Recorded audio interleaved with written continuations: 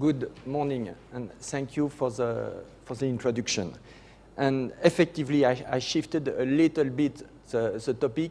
I will not talk too much about aging. I think you already know a lot about aging. We can talk about aging, but I will more talk about the aging of the age population. I will talk about the human longevity.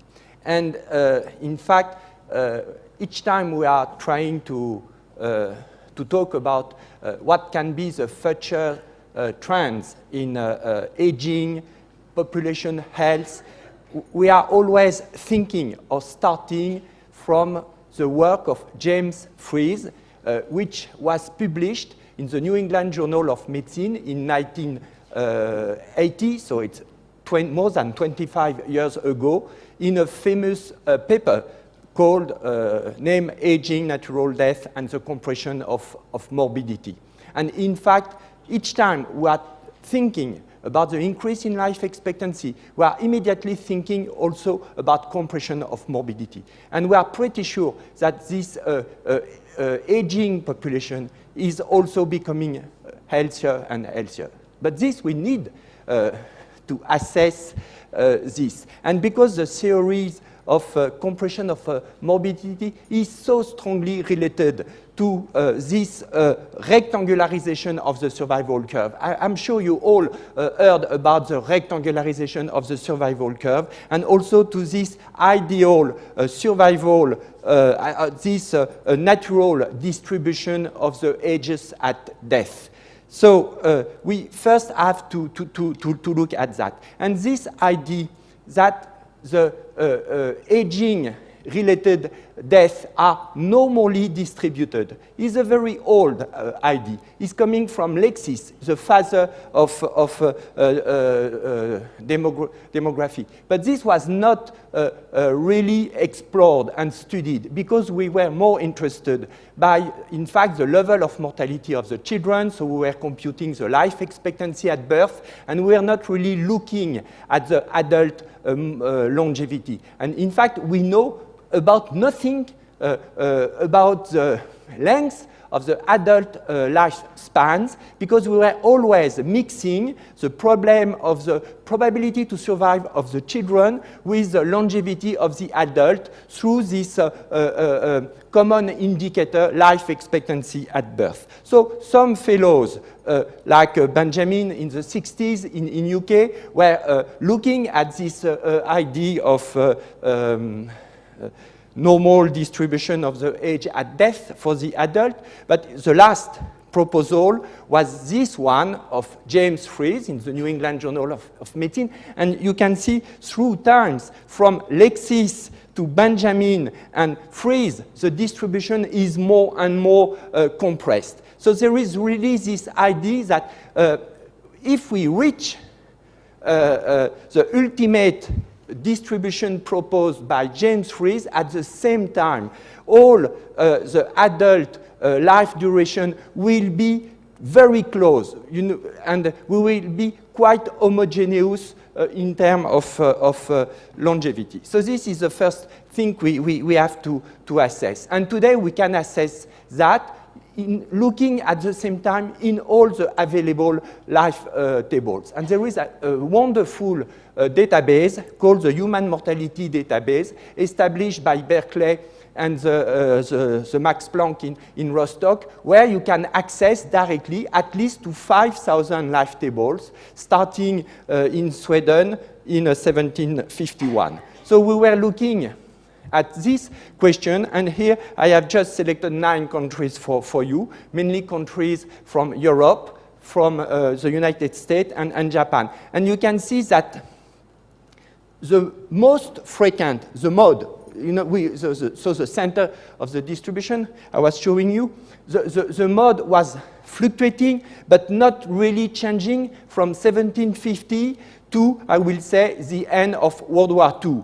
Fluctuating between 75 and 80. But if you look for the last 50 years, there is a huge increase by more than 2 months per year.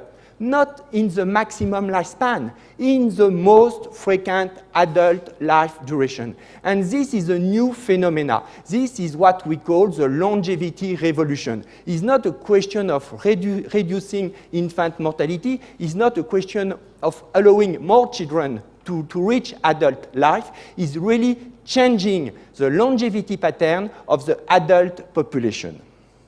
And effectively, at the same time, we saw a decrease in the standard deviation of the death occurring above this central value. And I will just show you quickly through some empirical distribution of the ages at death what occurred. And all the figures I will show you now is for 100,000 persons at birth. And so that means that 1,000 deaths is about 1% of the population. And this is the first distribution we have. Before, we have nothing. So when we are talking about the human lifespan, we know absolutely nothing before Halley. You know, Halley is the guy of the comet. Before this first empirical distribution of the ages at death. And you can see here is totally flat. You know, at that time, he was observing that from the age of 40 to the age of 75, about 1% of the population was dying at every age. And when we start with the first statistical series in Sweden in the mid-18, it was about the same, but we can already see a very little mode at around 70. And when the Swiss statistical series started 125 years later, we can see that the mode is exactly at the same age. We have more people around the mode because at that time already the infant mortality decreased a lot.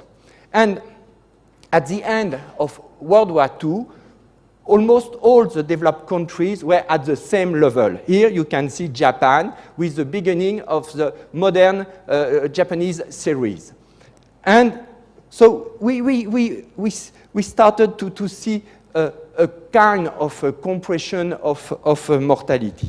And this is a proposal, again, of James Fries. So normally what we had to do was to move from the situation of Japan at the end of World War II to the ultimate distribution, the one proposed by James Fries as the limit.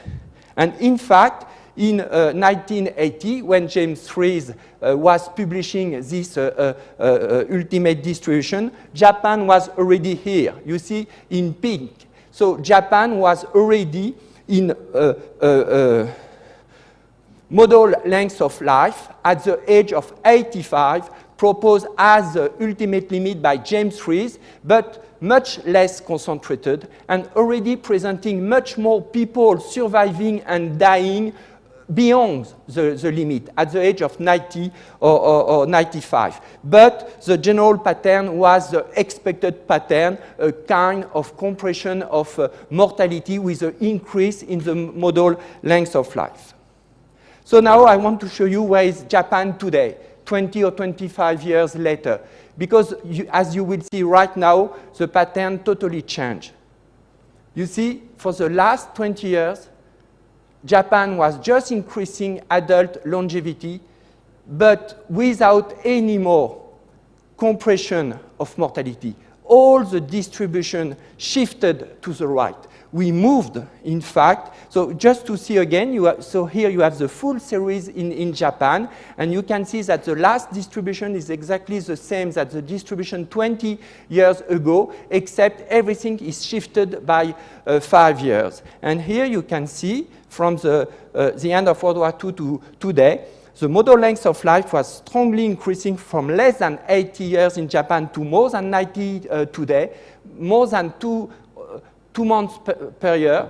And at the beginning, clearly, the standard deviation was decreasing, so Japan was experiencing a huge compression of mortality, but for the last 20 years, it's flat.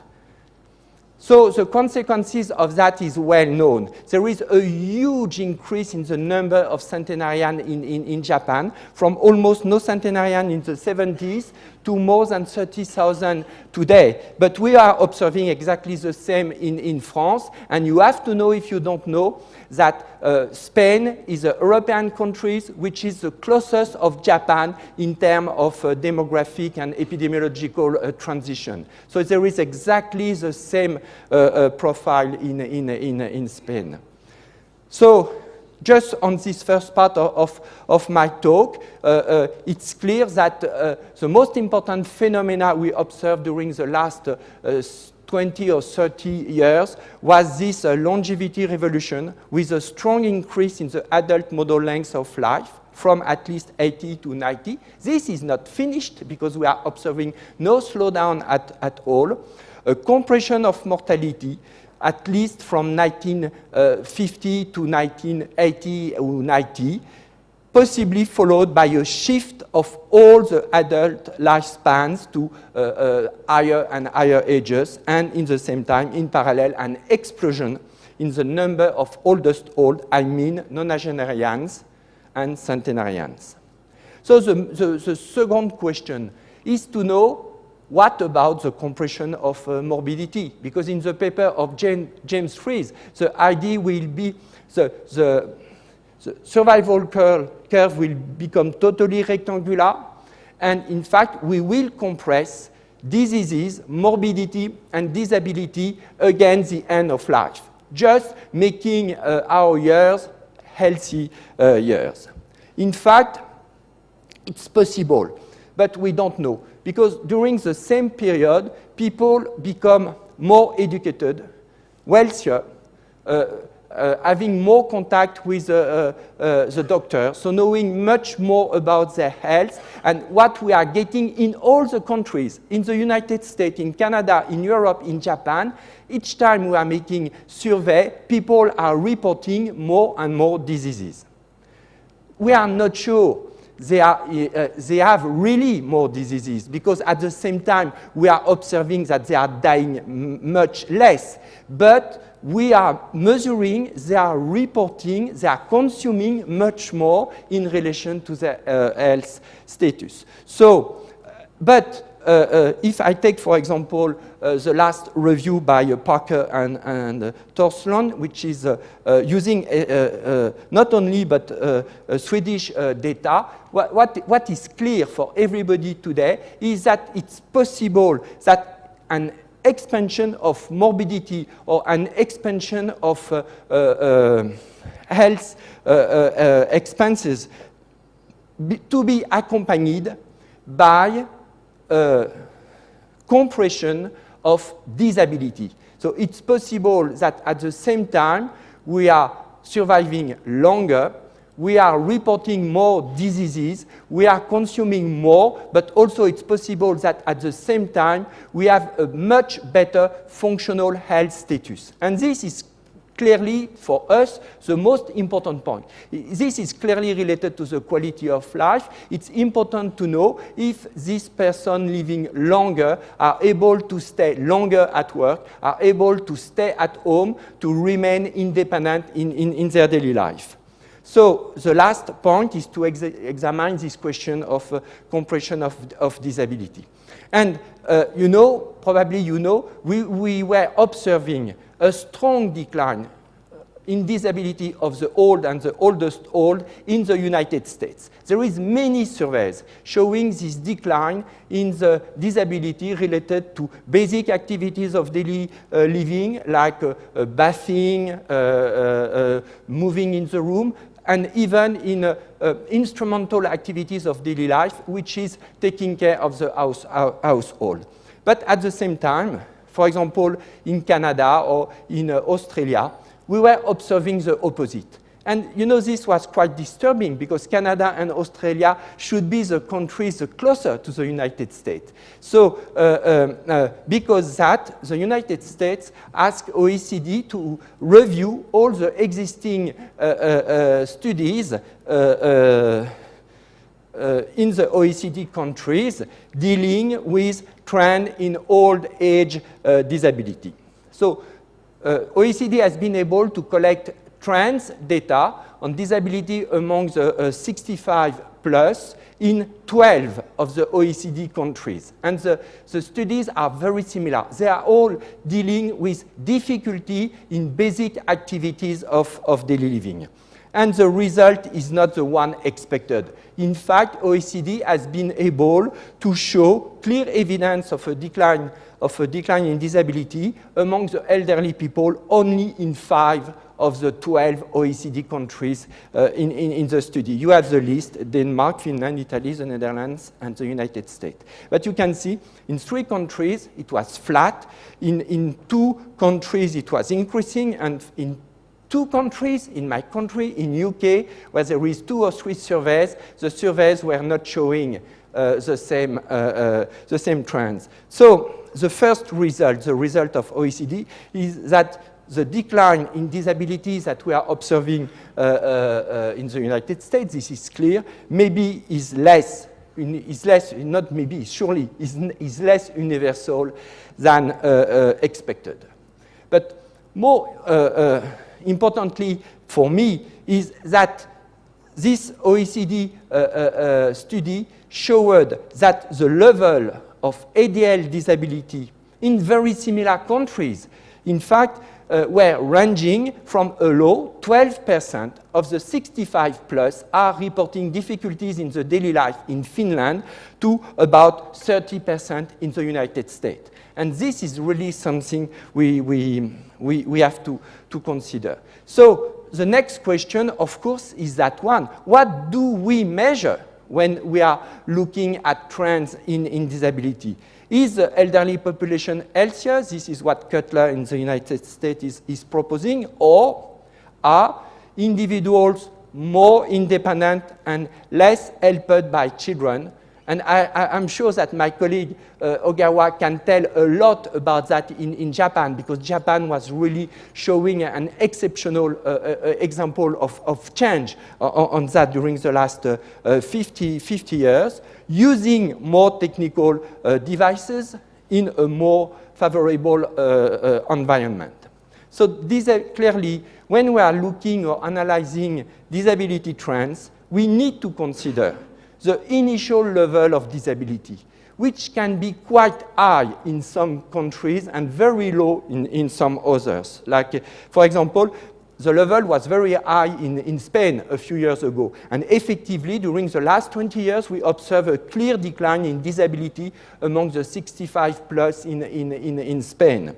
We have to consider the initial value of life expectancy. You know, between our countries, there is a big gap, you know, between the United States and Sweden or Japan, for example. There is a gap of 5 years in terms of life expectancy at age 65. And we have also to look at the trend in life expectancy. In some countries, Japan, France, Spain, life expectancy is increasing by 3 months per year. But in some other of our countries, in the United States, in the Netherlands, or in Denmark, the increase is quite flat. So it's all of that we have to consider. And if we really want to measure, to know if this expected decline in ADL disability is large enough to compensate for the lengthening of life, we have to put these 2 kinds of information, longevity and disability, together through the calculation of active life expectancy, how long we can live in good functional status. We have a lot of studies on that. I'm coordinating the international network on active life expectancy. The best, obviously the best study is the one done by Mountain in the United States with the National Long-Term Care Survey. But what I want to, with this study, we can go from 1935 to 2080. But what I want to show you here, in fact, if you look carefully at the figure, you will see that the only observed change was during 1982 to 1999, where we were observing this strong increase in active life expectancy, but before it was flat, and everything in the future is just based on this small, yes, it's perfect, on this small period. So just And it's so important that the European Union decided in the framework of the Lisbon strategy to put such indicator among the European structural indicator. The name of the European one is the healthy life years. So these are under embargo, so I will not leave these figures, but you can have a look. It's coming from the coming European Health report. You can see that in Europe, when we are computing so the active life expectancy at age 50, we have a lot of years. We have about 20 years of good health, good functional health at age 50. But if we look at the countries within the 27, having the highest and the lowest, you can see the huge diversity between us in Europe.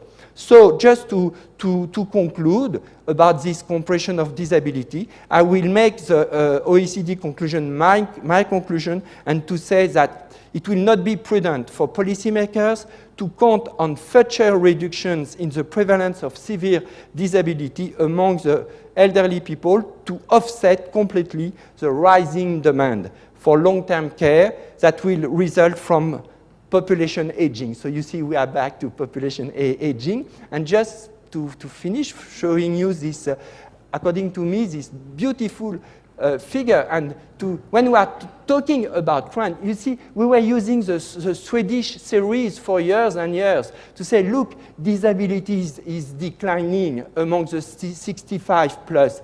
And still today, in its report, OECD is comparing 1988 to 2004. So you see, disability looks to be declining. But if you look carefully year, after many years of decline, we can see the opposite trend. So we have to be very careful.